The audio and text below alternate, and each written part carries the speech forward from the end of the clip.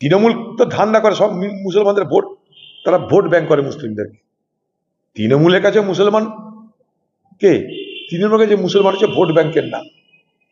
মুসলমানকে ভর্তি দেখাও এনআরসির নামে, এসআইআরের নামে, আমি আছি তার নামে, আমি থাকলে তোমাদের ভয় নেই সেই ভর্তি দেখিয়ে মুসলমানদেরকে ভোট ব্যাংক হিসাবে ব্যবহার করে তৃণমূল।